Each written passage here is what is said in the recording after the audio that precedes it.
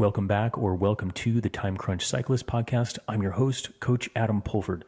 Heat training has been quite the rage this year, with some of the hottest temps on record worldwide, and athletes competing in the heat, like at the Olympic Games in Paris. On top of that, there's a summer that seems to be lasting forever here in North America. Even NPR has been pushing me articles and short podcasts about how humans can actually train their bodies to prevent heat injury and to help you perform better in hot conditions. It's definitely gaining attention in the masses, but in sport, we've known that heat is a stressor for some time. Heat training strategies has evolved since we've been competing. And some of the common questions I do get from the general athlete population on this topic include, what is heat training? What are the real benefits of it? Will it actually improve my performance? Who should do it? How do we do it? So we'll answer all of these questions and more over the next 2 episodes on this podcast. To help me do that best, I've reached out to CTS Coach and Senior Sport Physiologist at the US Olympic and Paralympic Training Center, Lindsay Golich. Lindsay, welcome to the show. Hey, thanks. Thanks for having me, Adam. Very excited to be back. It's going to be great. I love talking about heat and ways that we can optimize our performance in any and all aspects.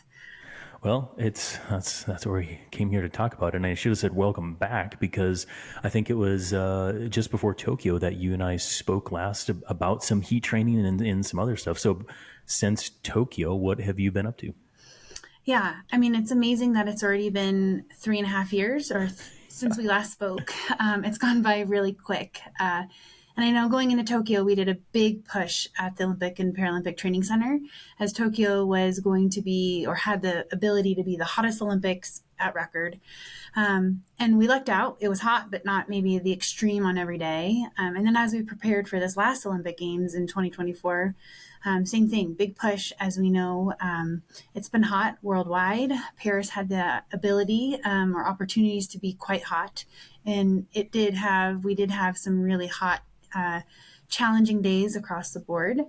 But in that time frame, 3.5 years has just flown by. It's been a whirlwind. I don't even know. Life has happened, families, work, comings and goings, and nationally governing bodies that we're working with, and just new initiatives. But it's been just pretty crazy. We've learned a lot in sports sciences, and as always, there's even more to continue to keep learning.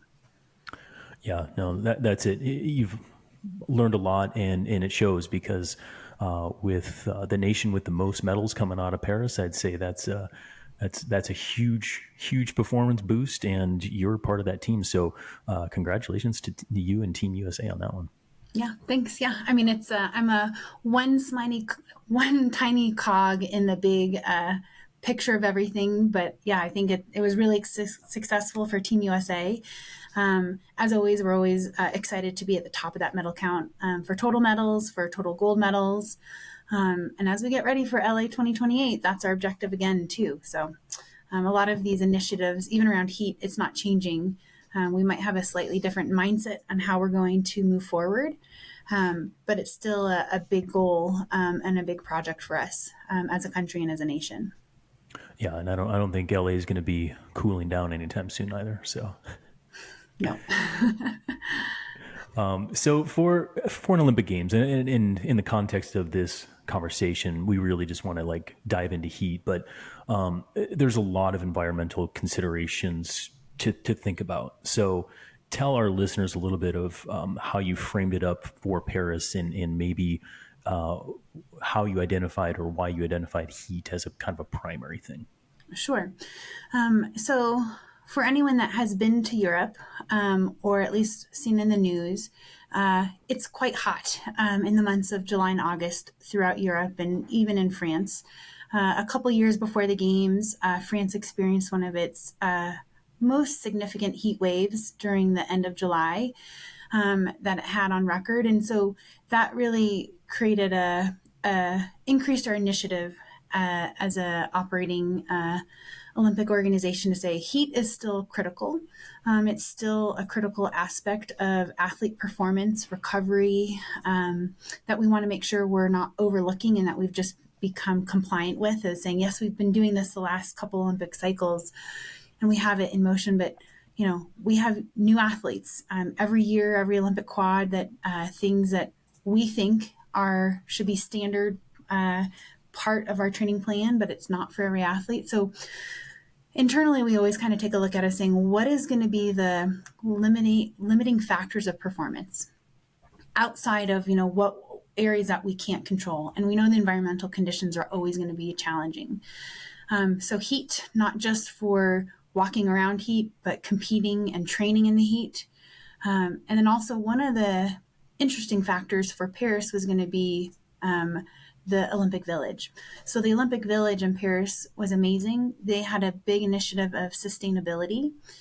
And that meant they had this new building structure through engineering projects that it kept the rooms and a lot of the areas about 10 degrees cooler than what you would previously experience of just being around in buildings. But coming from the US, we love our air conditioning, and that was not created in the village. So we knew not only was heat going to be a factor for training and competition and just walking around, but even making sure that we had athletes acclimatized to be ready for hot conditions that they might have faced during sleep. It fortunately became a non-issue that we were able to outfit all of Team USA athletes in their rooms with kind of like a window air conditioning unit. But that didn't really come through until the final hour, so to speak. So it kind of added another layer of saying, not only do we need to make sure that we're ready for competition, but while you're sleeping and hanging out in your room or your suite for hours on day, that you're not just melting and minimizing your recovery tactics in between training and competitions. Yeah, so the strategy is really global. It's 24/7 because heat has a stressor. If you're in it, it's going to be all around you all the time. Yeah. Yeah. I mean, heat, we know, can be one of the biggest impairments of performance, whether it's in the performance itself or the recovery, if you have to compete multiple times in the day or over multiple days or weeks, depending on your event. And so it is something that we know we can acclimatize to, that we can train for. And, we may not know exactly, if one person is going to acclimatize by 1% and somebody else could acclimatize by 8%. But if I can give an athlete at the minimum a 1% improvement by not changing the outcome of their training, so to speak, or having a huge invasive approach, I'm all in. And I think we know that the outcome of that can be amazing and huge. And I do think we had a lot of athletes through Team USA in a lot of different sports, and more so than just our traditional aerobic sports, meaning cycling and running and triathlon, that really utilize some heat acclimatization strategies and even cooling strategies once on the ground. So let's talk about heat training. What are the desired outcomes? Like what are the benefits to the athlete? What should they experience if they do heat training? And then we'll talk about the heat training strategies that you used with your athletes. Sure. Yeah. I mean, I think with heat training, heat acclimatization, however you want to call it, the biggest thing is you're trying to create this balance between the stress and the strain of the factors that are being put against you. So we have the stress of the temperature and humidity, things that are outside in the environment, versus the strain of what's happening to your body. So increased heart rate or increased perceived exertion, sweat rates, the thermal load, all the different things that are happening. And we're trying to find that balance or at least improvement of that balance. And the heat acclimatization is one of the easiest ways to begin that process. Now, there's a lot of different ways to tackle heat acclimatization and how to do it, how to maintain it, how not to maintain it, when to incorporate it. And that becomes the science and art of coaching, if you will, across the board for everybody, of trying to find that balance of it. But once you do find that balance, the main things that we know is that we can better acclimatize to those extreme conditions or moderate conditions, if you will, meaning that your thermal effect, that your perception of the heat or humidity in that environment goes down. We also have physiological responses, meaning your heart rate can be lowered, come back to more of a normalized area. Power output might be able to be sustained for longer periods of time. Sweat rate and hydration are all factors that we have to utilize to find that balance, but they all go together. They all work together to really hopefully make something pretty easy on race day. So it becomes more of a maintenance in your process than these brand new things also on race day or competition day. Yeah, no, I got you. So I'd say in part 2 coming up, we'll be really specifically focused on the time crunched athlete and weekend warriors, people out there competing that doesn't have environmental chambers and things like that at their fingertips. But I am kind of curious, and I probably some listeners are too, of how Team USA did it for the games. Like, can you walk us through maybe one example of a timeline when you started it, how you maintained it, what you did for the actual heat stress exposure? Kind of start telling that story if you can. Sure. Yeah. And I'll give some examples of groups that I work with. So I work closely with our bikes and boats type of sports, but I do oversee all different sport groups that come through, meaning boxing and wrestling and working with, gymnastics and basketball. There's a whole plethora of sports out there. But within cycling, one that this hasn't been a new initiative that we know, let's say we're looking at the men's and women's road races, that they're very long races. Tokyo, they were very long races. Paris, it was not any different. 6-hour day for the men, a little over 4 hours or close to 4 hours for the women. So we've known these are going to be long events. And so we've had, 3 years to get ready for the actual event itself. And so for some of the cyclists on the endurance side, we started this process about 1.5 to 2 years out from the actual point of competition. And some of the things that it looks like initially is using core temperature pills during actual competition or racing events. So we can just see what those athletes' baselines are. And a core temperature pill, it's available to a lot of different people. They're not as expensive as they used to be. The system itself, you can get this little receiver and these pills that you can swallow. It probably costs about $1,500 to get up and running. But in the grand scheme of things, it's not that expensive. Each pill is about $75 to $85, depending how much you're ordering. They are single use. I think I might have touched base on this in a previous podcast many years ago. That technology hasn't changed so much, but what we're getting out of it is great. And now there's also devices that you can wear on heart rate monitors that give you some guidance as well. There's some discrepancies, but if you use it frequently, you get a lot of good information out of it. But it's about as expensive as I would say, good wheel set and a good tire every so often. It's about like that. Yeah. I mean, like anything, it's an investment into your ability to perform, right? And it's fun. I love science. I love all the sciencey things and getting numbers. So you can't go wrong with that. But again, with our athletes, pretty much quite a few athletes, we had them utilize these core temperature pills in training, in competition multiple times to get their baseline in environments that might be hotter than what we expected, similar, or maybe even cooler, because sometimes we're also tracking what's happening to their thermal or circadian rhythms after a big international travel. How long does it get them to come back to baseline? So it's not only just the competition, but figuring out the things that go into it prior to the competition of areas that we can do better.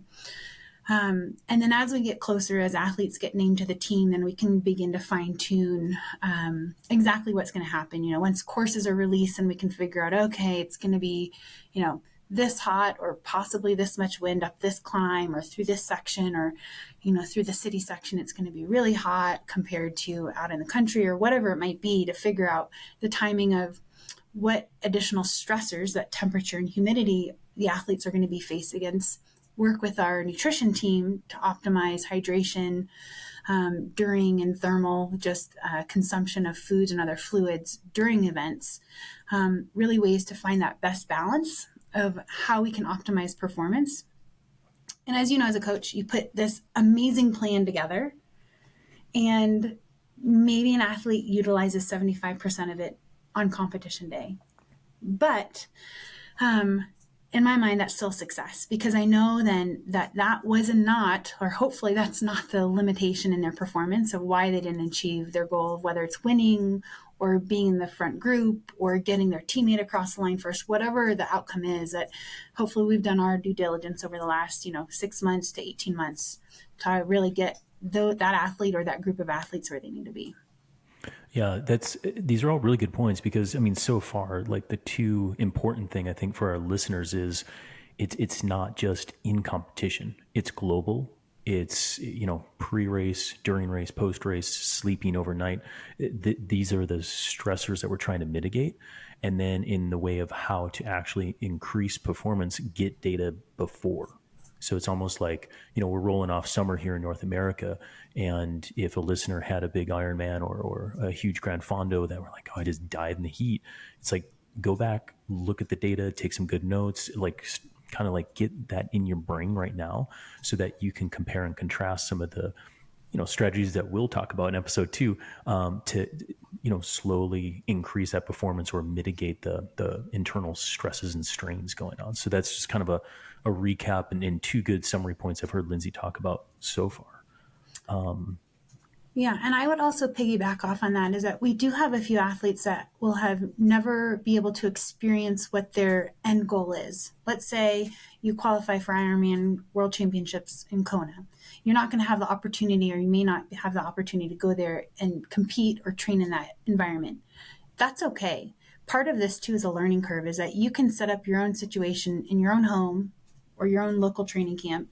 And yes, your fitness might not be matching or rivaling where you want to be at peak, but you're going to learn a lot about what happens when you pre-cool, when you acclimatize, when you don't acclimatize, the timing of your hydration.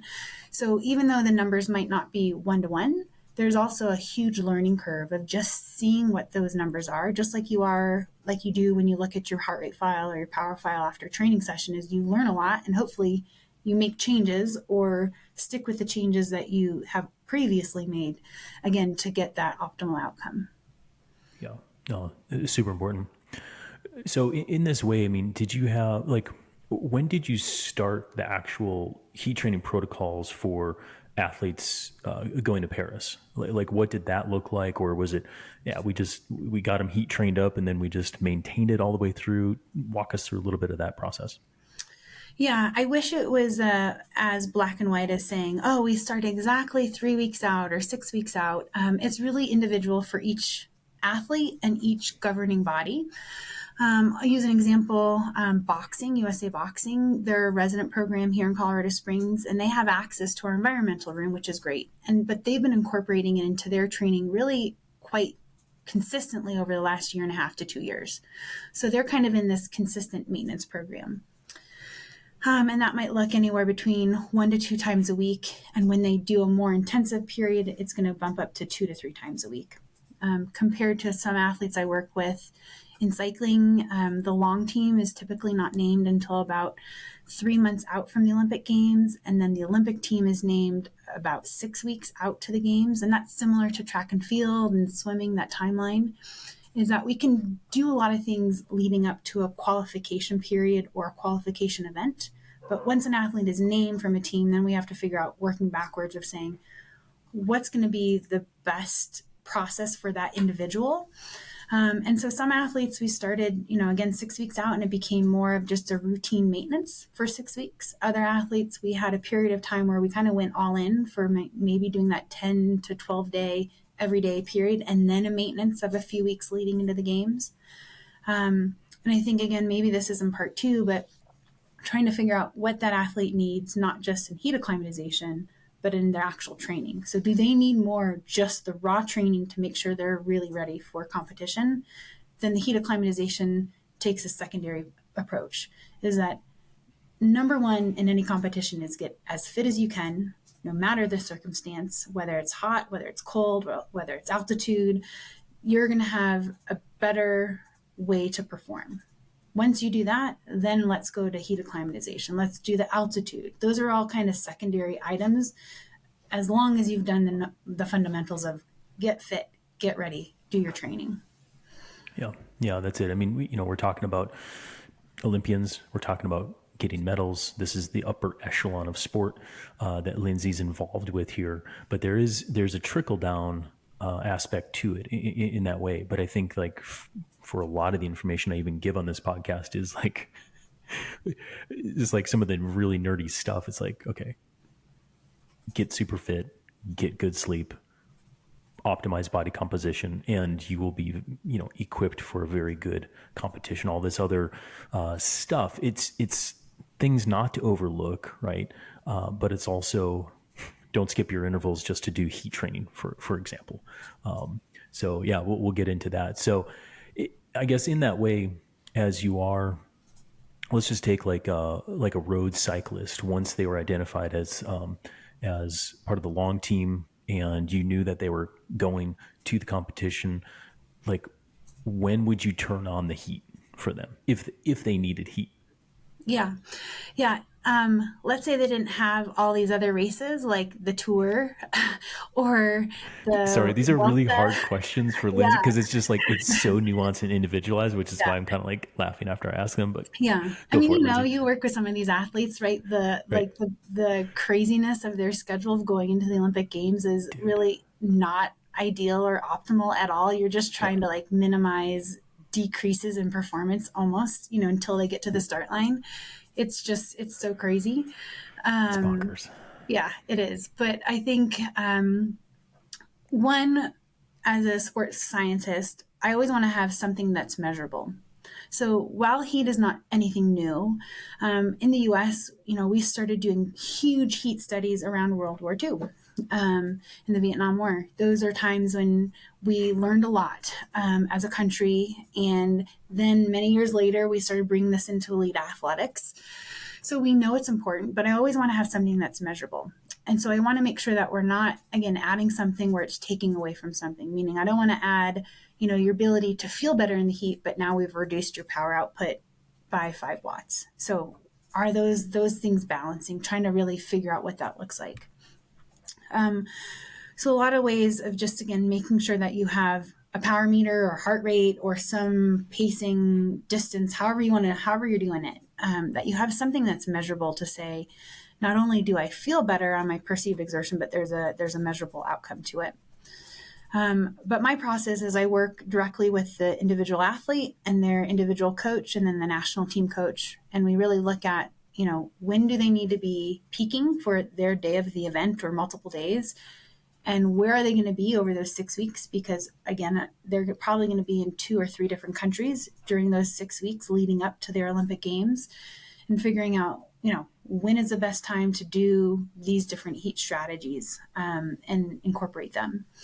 And my role, again, I think is to optimize performance. So finding that balance of making sure that we're not doing more for the sake of doing more, or on days that we have to do more, that there's a known fatigue or stress, something that's going to happen on the back end, and that we've got to have a little bit of a budget for a few days of additional recovery to make sure if we're overconfident in what we can do, and the athlete, something else happened, meaning like just the stress of it all kind of caught up with them, that we have the ability to budget for a bit more recovery going into those final days. So what I'm going to do for all the listeners who don't know we have a YouTube channel is I'm going to put something up as a visual, and I'm going to have Lindsay talk about some of the time courses of heat acclimatization here. And this I actually just stole from one of her presentations that she gave at some point. I have no idea when, but I'll turn it over to her. But I think that visuals are really strong. So for anybody who's just listening, I'd say just put a little mental note to go check us out on YouTube, because the heat acclimatization timeline that Lindsay's about to share is really helpful and useful for you to potentially implement into an upcoming race, whether it is Kona or something when it's going to be hot next year. So Lindsay, what are we looking at here? Yeah, cool. So this is just the timeline to heat acclimatization. In sport, we can think about periodization. This is I guess, a similar process to what happens over the time course of a heat acclimatization process. Again, there's nothing new. We know that really within the first couple days, we almost see about 60 to 70% of our heat acclimatization begin to take place. Now, they're not long-term adaptations, but our body is adapting quite quickly. And I think the most important things that we're seeing is that your perception or the cause and the effect of what's happening around you begins to decrease. So on this visual, there's a purple line, and it says it starts at 100% with fatigue. By day 4 or 5, it's dropping down to about 85% at that heart rate, if you will. So it's saying that about 4 or 5 days in, at that same workload, your heart rate is decreasing to produce the same amount of work in that hot or humid environment, so that your body is adapting quite quickly. And that's really important because heart rate is a effect of the work that's happening. So if we can lower our heart rate in decreasing that total strain that's being placed upon us, that we're hopefully giving our body the ability to optimize our performance. So I think that's really critical. And then really what we see within a heart rate realm is by around about 8 to 9 days, if you're doing heat acclimatization for consecutive days, it begins to plateau and we kind of reach our new normal. And then we're transitioning from this short-term adaptation to kind of like this middle to a medium to a long-term training adaptation for heat acclimatization. I think that's really important. So things happen quickly. So you can get a lot done within 5 days is the sum of that. After 2 weeks of doing heat acclimatization, you can begin to really maintain it for a really extended period of time. Now, heart rate's not the only thing that happens. There's things like our sweat rate increases. And why is that important? Well, it helps to cool our body more quickly, more efficiently. The drawback to that is that you also have to make sure you're hydrating well. So this is where those scientific numbers come into play. And these aren't huge ones, but just hopping on a scale pre and post training session to say, did I match my hydration within a reasonable amount for the given environmental conditions? So hopefully you're learning something of saying, I drank 1 water bottle and I need to drink 1.5, or I drank 2 and I need to drink 3, or I drank 2 and I'm right where I need to be. So again, we're seeing that we're matching that. So we're optimizing our acclimatization to the environmental conditions. One important note on that, Lindsay, because I found myself giving that advice to a lot of my athletes when it was just hot in the summer this year.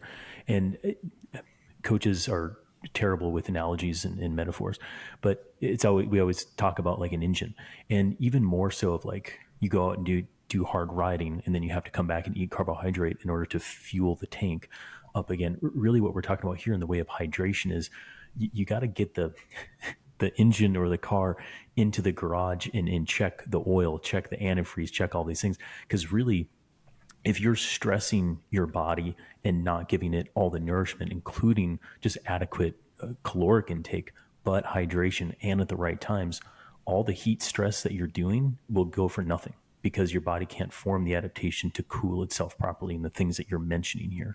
So don't overlook that recovery window of timing of putting food and hydration into your system. And like Lindsay was saying, to get it even more dialed, weigh yourself and drink at least that back. So sorry, just want to mention that. No, I think it's great. I mean, I love analogies. I always think of it as a snowball, and that if you're doing a little bit each day and you're not adjusting for that loss, that snowball gets bigger and bigger as it rolls down the hill. And you can get away with it for, a one-off situation or even a 2 or 3 day situation. And it doesn't mean stage racing, but it's just your day in and day out training or coming home and dealing with the family, whatever your situation is. But if all of a sudden you get to day 5 and 6 and you've underestimated it, that snowball gets a little bit too big and it begins to roll out of control. And then all of a sudden now you're faced with having to take, 4 or 5 days off of training and it's missed, right? So maybe you're not going to detrain, but it's a missed opportunity. And I think that's really important for athletes at any level, whether you're going for the Olympic gold or you're just trying to be your personal best or win the weekend group ride, whatever it might be. You don't want to have setbacks that you could have avoided. And I think that fueling, hydration, the timing of heat acclimatization are things that it's not new science, but you have to kind of look at some of the fundamentals and make sure that you're doing it correctly for your given situation. Okay, so just to summarize this chart, kind of close it out, really what we're talking about is a very short-term window here of heat adaptation. A lot of the stress occurs early. Our bodies are amazing, and we start to adapt very quickly. This protocol, if you will, is kind of ending around 8 days before we start to enter in that maintenance time period. So in the way of timing, what Lindsay was talking about, if you're going to induce a heat training sort of protocol, we're really talking 8, 9, 10 days, depending on who you are as an athlete. So it doesn't have to, you don't start your heat training protocol a year or two out. You gather information and data about how you respond to the training. And then once you start to implement it, I really want to show this because I think it does a great summation of what to expect, what to feel, what to look for in the data, and the time course around it. Our bodies are amazing things in short-term or acute adaptations to endurance training, and heat are pretty quick. So, Lindsay, anything else you want to add in on that? No, yeah, I think it's a good point there, and maybe we'll tap more into it into the next or follow-up podcast, is that timing is critical, but doing a little bit of experimenting is also important. So if you're not sure, you can always do 3 or 4 days randomly 6 months out from anything where there's nothing on the line, and just see how you feel. Meaning, did you underestimate your hydration? Did you underestimate the amount of recovery or additional stress or strain that it takes on you? And you don't have to do a whole protocol, but at least gives you some more information. So that way, when you are ready to incorporate it into your final plan, you have more insight. So again, I love the numbers. I love the science. I want to chart everything out. But also, there's just the art of it, of finding what balances for you out there. And everyone, again, is very individual. But I think practice makes perfect, so to speak. And it's really important to do. And again, you don't want to save it all for the final end and not know an outcome. So trial it before, so you have at least a little bit of insight or better understanding of what will happen as you're getting ready for your critical or your A type of event. Kind of in summary, is like even at the high end of competition here, where we're talking about gold medals, which there was a ton of for Team USA in Paris. When you develop really good strategies, we can get good outcomes. But even as Lindsay said, there's not a one rule that applies to everybody. So if there's anything that you get from this first episode, it is, number one, there's a global approach to it. It's not just like during your actual competition. There's a lot that goes on. So gather a lot of information, start to identify how you actually respond to heat, and you can start to play around and experiment with different protocols that may work for you as you enter in your competition sort of time phase. In episode number 2, like Lindsay has alluded to, and like I opened up, we're going to get more actionable for people who are super short on time, because you know what? Anytime that you add in a new thing, whether it is a $1,500 core temperature pill to your program, or simply some of the hot bath and sauna, or just, hey, riding out in the heat, it's going to take more time, add more stress. And if you're already just like scrapping for 6 hours of training time, maybe we look at this a little differently. So, Lindsay, anything else to summarize today's episode? Gosh, I don't think so. I think just the biggest thing for me, after being at the Olympic Committee here for the last 8 years and coaching in this industry for the last 20 some years, is that part of this heat acclimatization is part of your training program, but it's used at certain periods within your build or progression. But I look at it now as just, I'm going out to do some intervals. I'm going to go out and include my heat acclimatization now. It's just become more of a fundamental approach rather than this brand new shiny object. Well, let's leave it there for today. Lindsay, thank you for your time. I mean, your time is precious for everybody, including someone in your position. So, but I think our listeners are learning a lot from you, especially on heat training. So, for our listeners, be sure to come back next week to learn more from Lindsay as we do talk about time crunched and non-Olympic athlete protocols.